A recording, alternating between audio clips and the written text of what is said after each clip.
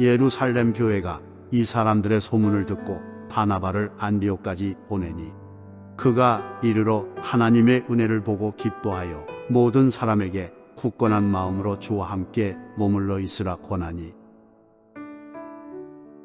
사도행전 8장에 보면 빌립이 사마리아에서 선교를 하며 성공적인 그러한 선교를 했다고 하는 소식이 예루살렘 교회에 전해지게 됩니다.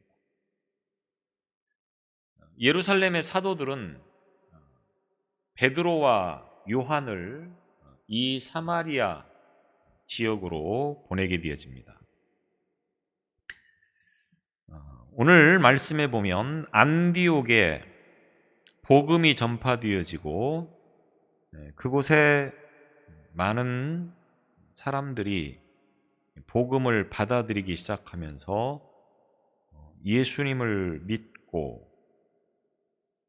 그리고 교인이 되어지면서 수가 점점 증가했다고 하는 소식이 예루살렘에 들려지게 됩니다. 그러자 예루살렘 교회는 바나바를 안디옥 교회에 목회자로 파송을 하게 되어집니다. 아마도 사마리아 경우처럼 과연 소문이 사실인가라고 하는 것을 확인을 해야 될 필요도 있겠고, 그리고 그것이 만약에 사실이라고 하면 그것을 선교의 깃틀로 삼아서 더욱 확고하게 성도들이 세워질 수 있도록 이제 도와야 될 것이고, 또 양육하고 말씀을 가르치는 그런 일들을 전해야 했기에 아마도 이렇게 파송을 한 것으로 보게 되어집니다. 바나바가 그 예루살렘 교회 파송을 받고 안디옥으로 가서 이제 상황을 파악하게 되어집니다. 오늘 23절에 보면 그가 안디옥에 이르러서 하나님의 은혜를 보고 기뻐했다라고 말씀을 하고 있습니다. 바나바가 안디옥에 가서 보았던 것은 은혜가 있었던 것을 보았다라고 하는 것입니다. 보통 우리가 교회를 파악하러 간다 했을 때는 그 교회에 무엇을 중심으로 보겠습니까? 사람이 몇 명이 모였는가? 또 그 교회에서 어떤 일들이 일어났는가? 또 모인 사람들이 어떤 부류의 사람들인가? 이방 사람들이 많은가? 또는 유대인들이 많은가? 이런 것들을 따져본다라고 하는 것입니다. 그러니까 쉽게 말해서 교회가 만약에 어떤 목사를 청빙한다 했을 때 목사의 어떤 부분을 보느냐라고 하는 것입니다. 거기에 보면 설교를 얼마만큼 잘하느냐라고 하는 것을 보기 위해서 설교를 테스트하는 거죠. 그 다음에 학력은 어느 정도 되느냐, 어느 학교를 나왔고 어느 코스를 거쳤느냐라고 하는 것을 보게 되어집니다. 목회자가 또 어떤 교회를 이제 파악하기 위해서 갔다 했을 때는 주로 그 교회가 이제 어떤 교회가 되어지는가라고 하는 것을 외적인 부분을 본다라고 하는 것이 일반적이라고 말을 할 수가 있다고 하는 것입니다.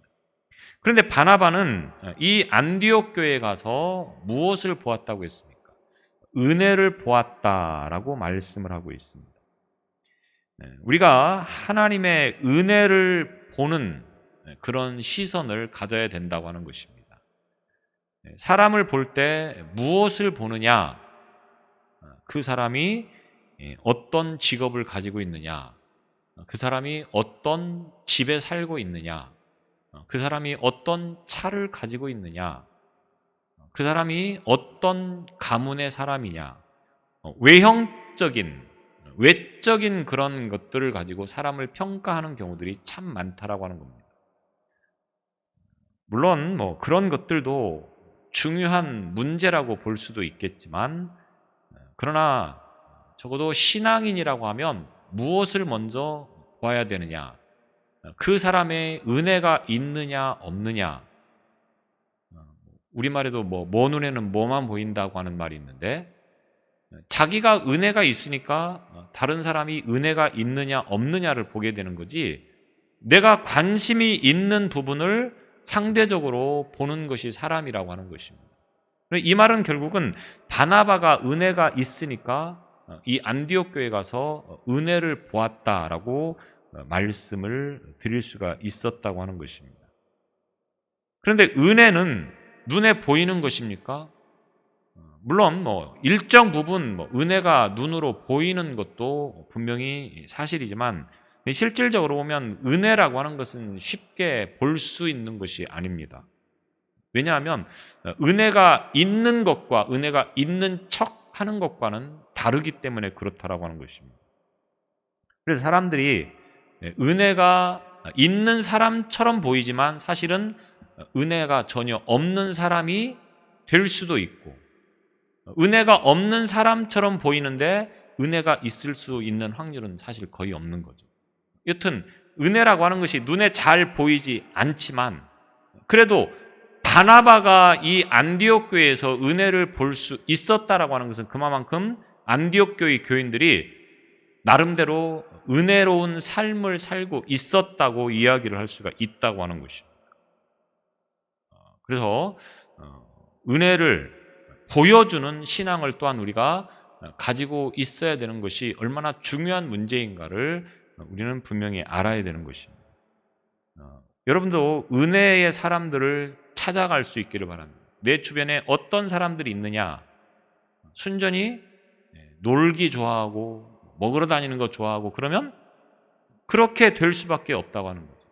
근데 늘 은혜가 있어서 교회 와서 기도를 하려고 하고 또 전도를 하려고 하고 그런 사람들 옆에 있으면 또 그런 것들이 자연스럽게 익숙해지고 내가 그런 길을 따라갈 수밖에 없다라고 하는 것입니다. 그래서 은혜가 있는 사람들을 함께하는 것이 영적으로 도움이 되어지는 것이고, 그것이 곧 우리가 가야 할 길이라고 하는 것을 우리는 분명히 잊지 말아야 하는 것입니다. 그래서 은혜가 있는 것을 보고 그들에게 이제 바나바가 모든 사람에게 굳건한 마음으로 주와 함께 머물러 있으라 이렇게 권했다라고 말씀하고 있습니다. 모든 사람 앞에서 흔들림 없이 굳센 마음으로 주님을 의지하라고 하는 말씀이 되어집니다. 권한다라고 하는 이 말은 한 번만 이렇게 권하고 끝나는 것이 아니고 기회가 있을 때마다 계속해서 권면을 반복하는 것을 의미하는 것이 되겠습니다. 그러니까 바나바는 이 안디옥 교회에서 머물면서 그들에게 계속해서 굳건한 마음으로 주님과 함께 머물러 있으라 이렇게 권면을 했다라고 하는 것입니다. 굳건한 마음으로 주님과 함께 머물러 있는 것이 곧 믿음이고, 그런 믿음을 가진 사람이 그리스도인이라고 하는 것을 우리는 기억해야 됩니다. 굳건한 마음으로 주와 함께 머물러 있는 것이 구체적으로 무슨 의미이겠습니까? 함께 머물러 있으라 이 말은 꼭 붙어 있다, 찰싹 붙어 있다 이런 뜻을 가지고 있는 말입니다. 그러니까 굳건한 마음으로 주님과 함께 머물러 있으라 이 말은 흔들림이 없이 확고하게 주와 함께 있으라 이런 말씀이 되겠습니다. 어떤 상황에서도 흔들리지 않는 그런 마음을 가지고 주님과 동행하라 이런 말씀이 되어지는 것입니다. 이것이 쉽게 하는 말이지만 이 말을 내 삶에 적용시키는 문제는 쉽지 않은 문제라고 하는 겁니다. 일반적으로 괜찮을 때는 얼마든지 주님과 붙어 있을 것 같고 또 평생 그렇게 할 것처럼 마음이 먹다가도 하루아침에 등 돌리는 것은 일도 아니라고 하는 것입니다. 그래서 철석같이 믿었던 사람이 어느 날 등 돌리고 있는 모습을 보는 것은 그렇게 어렵지 않다라고 하는 것입니다. 주님과 함께 늘 걸어간다고 하는 것, 이것이 결코 쉬운 일은 아닐 것인데 바나바는 지금 이렇게 그 안디옥 교회를 향하여서 말을 하고 있다라고 하는 것입니다. 지금 세상에 어떤 일이 벌어져도 내 삶에 어떤 일이 생겨도 꼭 주님과 붙어 있겠습니다. 이것이 곧 믿음 아니겠습니까?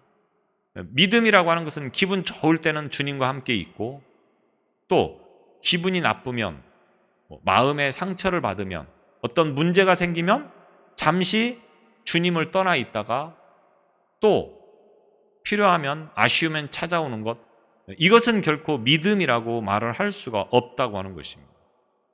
바나바가 이렇게 말을 할 때는 내 삶에 어떤 일이 있어도 그 상황이나 환경 때문에 흔들리거나 갈대와 같이 그런 삶을 사는 것이 아니고 항상 주님께 붙어 있는 것, 이것을 지금 요구를 하고 있는 것입니다. 우리가 이렇게 나와서 예배를 드리고 신앙생활을 하지만 때로는 삶의 여러 가지 흔들릴 만한 일들을 분명히 만나는 때가 오게 돼 있습니다. 모든 사람에게 다 동일합니다. 그래서 늘 조심스럽죠. 왜냐하면 굉장히 아무것도 아닌 일을 가지고 이런 문제가 일어날 수 있기 때문에 그렇습니다. 부부간에도 사소한 문제를 가지고 부부싸움을 하지 큰 문제를 가지고 싸우는 경우는 그렇게 많지 않습니다. 치약을 중간에서 짜느냐 끝에서 짜느냐 이게 싸움의 이유가 되어지는 것이지 굉장히 큰 문제를 가지고 부부가 싸우는 것은 아니라고 하는 것입니다. 그런 것처럼 신앙도 그런 경우가 참 많은 것을 보게 되었습니다. 별거 아니라고 생각을 했는데 그것이 시험거리가 돼서 결국은 문제가 일어나는 경우를 적지 않게 보게 되어집니다. 신앙생활 하다 보면 그런 일들이 참 많습니다. 어떤 관계에서 그럴 수도 있고 스스로가 내 자신이 그럴 수도 있고 그래서 기분 좋게 예배를 잘 하다가도 어느 순간에는 예배를 드리고 싶은 마음이 별로 없습니다. 교회를 가고 싶은 마음이 없습니다. 사람들을 만나고 싶은 마음이 없어지는 일들이 얼마든지 있을 수 있다라고 하는 것입니다. 그런데 진짜 믿음은 뭡니까? 그런 상황일지라도 그런 상황에 개의치 않고 내가 해야 할 일을 여전히 하고 있는 것이라고 하는 겁니다. 제가 기분 나쁘다고 오늘은 설교를 안 하겠습니다 하고 안 올라오면 어떻게 되겠습니까? 제가 오늘 굉장히 기분이 안 좋아서 오늘 별로 예배 드리고 싶지 않습니다. 저 다른 교회 가겠습니다. 오늘만 그렇게 하겠습니다 하면 여러분 이해를 하겠습니까? 그러니까 우리가 아무것도 아닌 문제를 가지고 사실은 시험이 들고 마음의 상처를 받아서 내가 이렇게 한다 저렇게 한다 이 말을 쉽게 하지만 하나님께서 보실 때는 그것이 얼마나 안타까운 마음으로 바라보겠습니까? 우리의 참 믿음은 무엇입니까? 어떤 상황이 와도 우리가 지켜야 될 그 믿음의 자리는 지키는 삶이 되어야 된다고 하는 겁니다. 사람이 살다 보면 실수할 때도 있고 잘못할 때도 있고 그런 문제를 가지고 이유를 삼고 핑계를 삼아서 내가 해야 할 일을 게을리해서는 안 되는 것이 곧 굳건한 믿음 위에 서 있는 것이라고 하는 것을 바나바는 말씀을 하고 있습니다. 바나바는 이 문제를 너무 잘 알고 있습니다. 안디옥 교회가 이방인들이 주로 모인 교회입니다. 유대인들이 아닌 이방인들, 원래부터 하나님을 믿어온 유대인들도 흔들리기가 쉬운데 이방인들이야 오죽하겠습니까? 쉽게 말하면 오랫동안 신앙생활을 했던 사람과 갓 믿기 시작한 사람이 어떻습니까? 물론 정도의 차이는 있을 수 있겠지만 아무래도 오랜 시간 동안 신앙생활을 해온 사람이 덜 흔들리는 일들을 보게 되어집니다. 그런 것처럼 유대인과 이방인의 차이를 그렇게 설명을 해서 이야기를 한다고 하면, 이 안디옥 교회는 지금 주로 이방인들이 모여 있는 곳이기 때문에 바나바의 입장에서는 늘 마음이, 불안불안한 마음이 아마도 있었을 거라고 그렇게 생각을 하는 것입니다. 그래서 그들을 향하여서 어떤 일이 닥쳐도 주님을 붙들기를 결단하라 권면을 하고 있는 것입니다. 왜냐하면 그것이 곧 믿음이기 때문에 그렇습니다. 내가 좋을 때만 하는 그것은 믿음이라고 말을 할 수가 없기 때문에 그렇습니다. 지금 안디옥 교회가 뜨겁게 성도들이 성장을 해 나가고 있고 많은 사람들이 주님과 동행하고 있지만 어느 순간 어떻게 될 줄을 아무도 장담할 수 없다고 하는 관점에서 보면 지금 바나바는 안디옥 교회가 어떤 문제나 상황 때문에 흔들리는 것이 아니고 끝까지 이 믿음을 지키는 교회가 되어지기를 간곡히 지금 호소하고 있는 그런 말씀을 지금 선포하고 있는 것입니다. 이런 일들을 가능하게 하고 있는 바나바가 어떤 사람입니까? 24절에 보면 바나바는 착한 사람이요 성령과 믿음이 충만한 사람이라. 바나바가 이렇게 말씀을 전할 수 있었던 것은 그가 그런 삶을 살기 때문에 가능하다라고 하는 것입니다. 바나바는 착한 사람이고 성령과 믿음이 충만한 사람이다.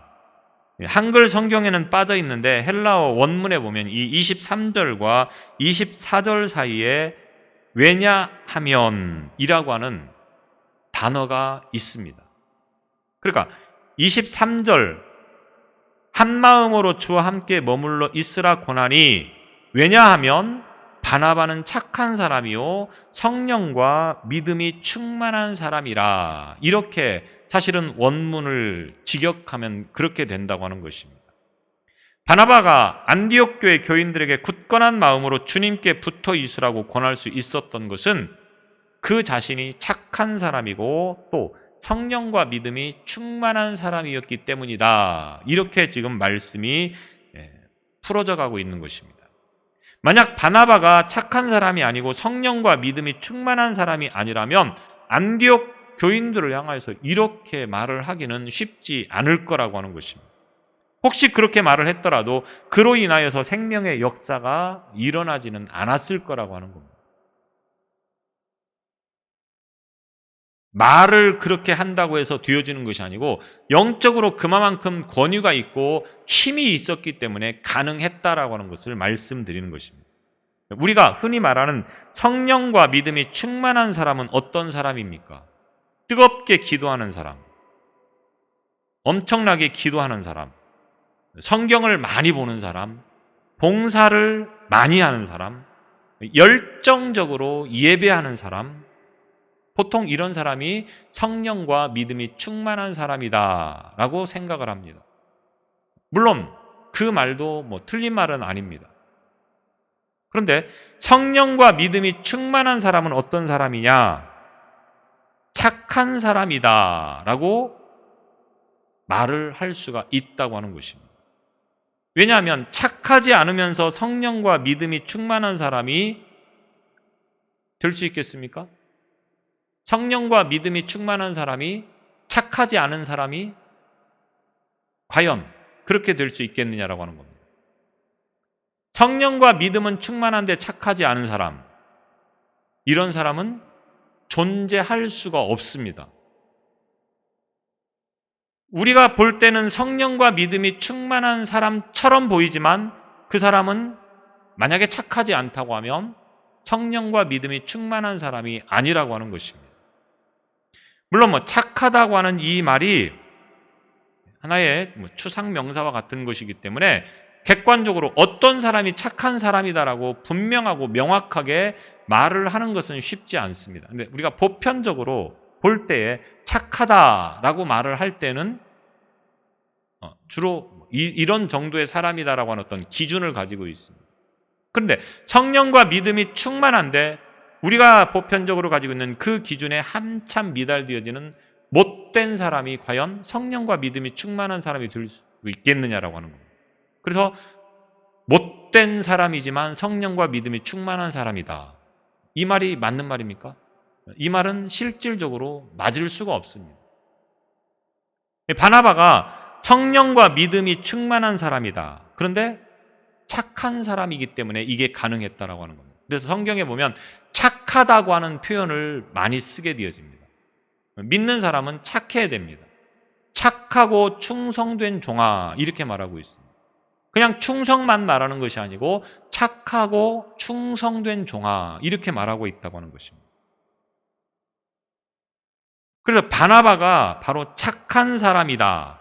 그러면 성경이 말하는 착한 사람은 어떤 사람인가라고 하는 것을 바나바를 통해서 우리가 보면 되겠습니다. 바나바가 착한 사람이라고 하는데 성령과 믿음이 충만한 것이 착한 것으로 나오는 것이라고 하는 것입니다. 성령과 믿음이 충만하다고 하는 것은 하나님과의 관계를 말하는 것입니다. 그렇게 하나님과의 관계가 제대로 되어 있는 사람이 이웃과의 관계에 있어서 착하게 나온다라고 하는 것은 어쩌면 당연한 문제인지도 모른다고 하는 것입니다. 착하다 할 때는 주로 사람과 사람과의 관계 속에서의 문제 아니겠습니까? 성령과 믿음이 충만한 사람 말할 때는 하나님과 관계에서의 문제를 말하는 것일 것이고, 착하다라고 할 때는 사람과 사람과의 관계. 그런데 우리는 하나님과 나와의 관계만 잘 세워지면 된다라고 생각을 합니다.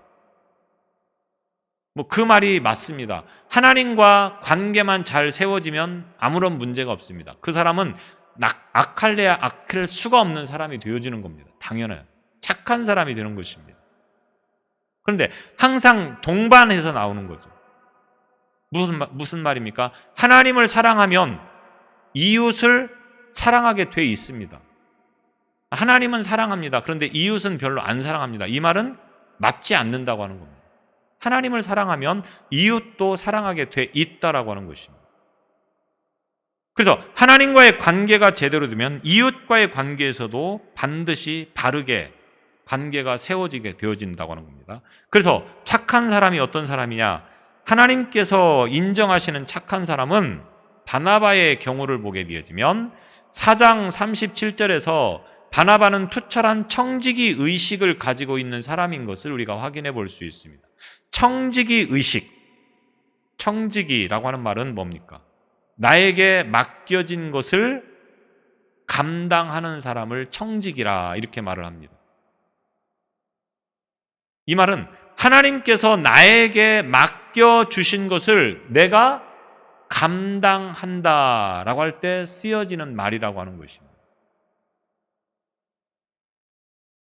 그래서 내 것이라고 고집하면서 나만을 위해서 사용하는 그것이 아니고, 비록 내가 가지고 있지만 이것을 내 것이라고 여기는 것이 아니고 함께 나누는, 그래서 어려운 사람을 도와줄 줄 알고 남을 베풀어주고 섬길 줄 아는 것을 말하는 것이 되어지겠습니다. 바나바가 어떤 면에서 그렇습니까? 어려움을 보고 외면하지 않는 그런 삶을 살았던 사람이 바나바였었습니다. 그래서 바나바가 가지고 있었던 것을 그냥 자기의 것으로만 생각하고 내가 쓰고 싶은, 내가 누리고 싶은 그것만 가지고 쓰는 것이 아니고 이런 것들을 잘 나누면서 함께 살아가는 일에 힘썼다라고 하는 것을 의미하는 것입니다. 그래서 착한 사람은 청지기 의식을 가지고 있는 것이 기본입니다. 또 바나바는 하나님의 소명에 언제나 순종하는 사람이었다고 하는 것입니다. 바나바는 본래 지중해의 구브로라고 하는 섬 출신 사람입니다. 지금 키프로스라고 불리우는 섬인데, 하나님의 소명을 받아서 예루살렘으로 간 헬라파 유대인이 되겠습니다. 예루살렘 교회를 위해서 헌신했던 인물이 바로 이 바나바가 되겠습니다. 하나님께서 예루살렘 교회를 통해서 안디옥 교회로 파송할 때 이 바나바는 즉각 순종하는 태도를 보인 것을 보게 되어집니다. 그러니까 하나님께서 가라고 말씀하시면 그곳이 어느 곳이든 사실은 따지지 않고 갔다고 하는 것입니다. 그동안 예루살렘 교회에 닦아놓은 것이 얼마나 많이 있겠습니까? 바울과 같이 마가 요한을 데리고 선교 여행을 가는데 그 마가가 누구입니까? 마가복음을 기록한 사람입니다. 우리가 잘 알고 있는 마가의 다락방, 오순절 성령의 충만함이 임하였던 그 마가의 다락방에서 예수님과 제자들과 최후의 만찬을 했고 120명이 모여 있다가 성령을 받은 곳이 바로 마가의 다락방인데, 이 마가의 어머니가 나름대로 부유하게 살았던 것 같습니다. 그 마가의 어머니와 바나바가 바로 남매 관계였다라고 하는 겁니다. 그렇다고 하면 어느 정도 살만한 가정이었고 안정된 삶을 살 수 있었던 사람이었다라고 하는 것을 의미하는 것입니다. 쉽게 말해서 먹고 살만한 사람이었다라고 하는 겁니다. 굳이 어려운 것을 선택하지 않아도 얼마든지 사는데 지장이 없는 그런 형편의 사람이었다라고 이야기를 할 수가 있겠습니다. 그런데 안디옥으로 가라 했을 때 여기에 대해서 어떠한 반발도 하지 않고 말씀에 즉각 순종했던 사람이 바나바였다라고 하는 것입니다. 물론 사람의 말을 듣고 간 것이 아니고 소명을 느끼고 갔을 것이라고 생각을 해봅니다. 소명에 언제나 순종하는 바나바, 이런 사람을 우리는 착한 사람이다 이렇게 이야기를 할 수가 있겠습니다. 또 착한 사람은 선을 행하는 사람이다 라고 볼 수가 있겠습니다. 자신의 사리사욕을 위해서 악함과 불의를 행하는 것이 아니고 오직 하나님의 선과 하나님의 공의를 이루어가는 일을 위해서 기꺼이 모든 것을 헌신하고 포기를 하는 그런 마음을 가지고 살았던 사람이 바나바였다라고 하는 것입니다. 그래서 자신의 재산을 기꺼이 어려운 사람들을 위해서 내놓을 수 있는 그런 사람이 바로 바나바였다라고 하는 것입니다. 이런 정도의 삶을 살아가는 사람을 향하여서 가르쳐서 착한 사람이다, 성령과 믿음이 충만한 그런 사람이다 라고 그렇게 이야기를 할 수가 있겠습니다. 그래서 이 바나바를 안디옥에 보내서 이제 목회를 하게 했고, 바나바가 이 안디옥에 와서 굉장히 영향력 있는 그런 목회를 하게 되어지는 것입니다. 그래서 바나바가 이 안디옥에서 목회를 하기 위해서 이제 사울을 찾으러 가게 되어집니다. 9장에 보면 사울이 다메섹 도상에서 주님을 만난 후에 아라비아를 거쳐서 예루살렘에 있다가 다시 유대인의 위협을 피할 겸 주님의 명령으로 예루살렘을 떠나서 고향이었던 다소로 가게 되어집니다. 그리고 이제 그곳에서 은둔을 하게 되어집니다. 사도행전 9장에 보면 이런 내용들을 보게 되는데, 바나바가 이제 은둔하고 있는 사울을 찾으려고 그 사울의 고향이었던 다소에 가서 25절에 보면 이렇게 말씀하고 있습니다. 고향에 은둔하고 있는 사울을 찾으러 갔다고 하는 것입니다. 그 다음에 26절에 보면 만남에 사울을 만났다고 하는 것입니다.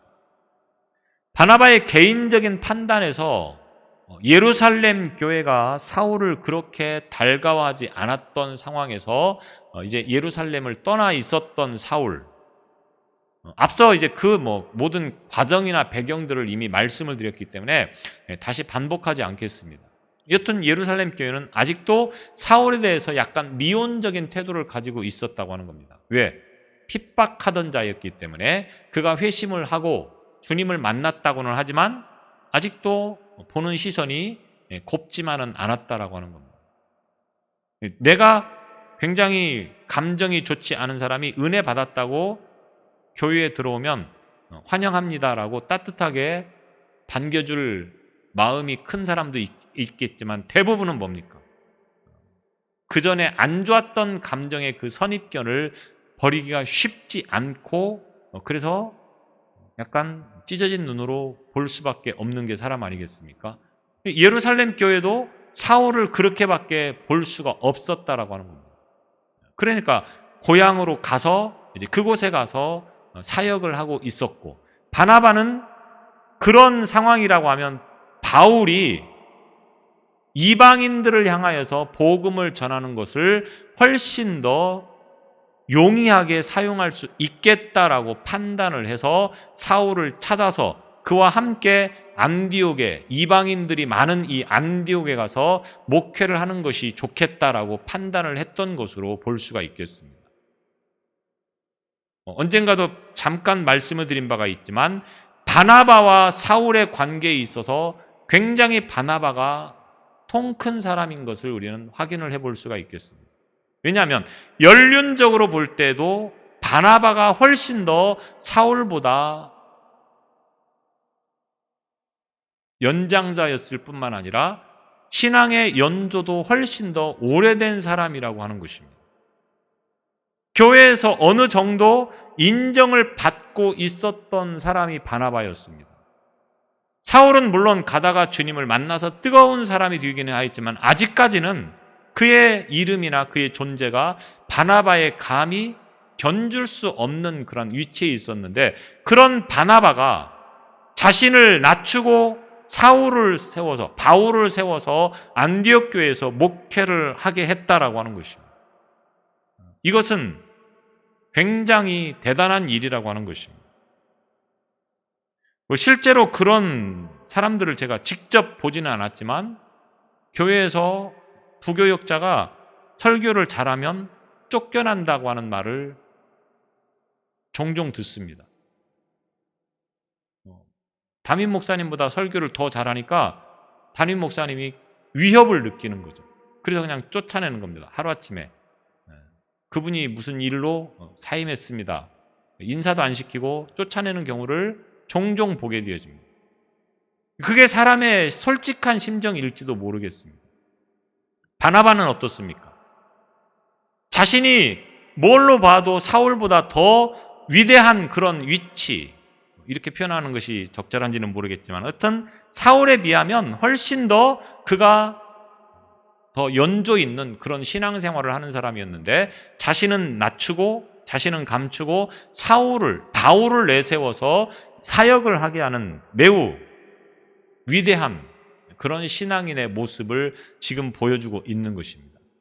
결국 이런 일들이 안디옥 교회에 전하여지면서 안디옥 교회가 훌륭한 두 분의 목회자를 만나서 아마도 뜨겁게 부흥을 하고 성장을 하고 영적으로 큰 성장을 이룬 듯한 삶을 살아간 것을 보게 되어집니다. 그래서 처음으로 그리스도인이라고 하는 말을 쓰게 되어지는 계기가 되어진 것을 오늘 본문을 통해서 보여주고 있습니다. 그래서 26절에 보면 비로소 그리스도인이라 일컬음을 받게 되었더라. 처음으로 사용되어진 말입니다. 그리스도인. 이 말이 영어로는 크리스찬이라고 하는 말로 쓰여지기도 합니다. 이 말은 그리스도의 것이라고 하는 의미가 되겠습니다. 그리스도를 따르는 사람, 그리스도를 닮은 사람, 우리말로 쉽게 표현하면 예수쟁이, 이런 말입니다. 이 말이 사실은 두 가지로 의미가 있습니다.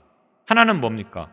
기독교에 대해서 거부감을 가지거나 기독교를 경멸하는 사람들이 믿는 사람들을 비하하고 멸시하는 의미에서 그리스도인, 예수쟁이라고 하는 말을 쓰게 되어집니다. 반면에 예수 믿는 성도들에 대한 경외심으로 표현되어질 때도 이 말이 사용이 되어집니다.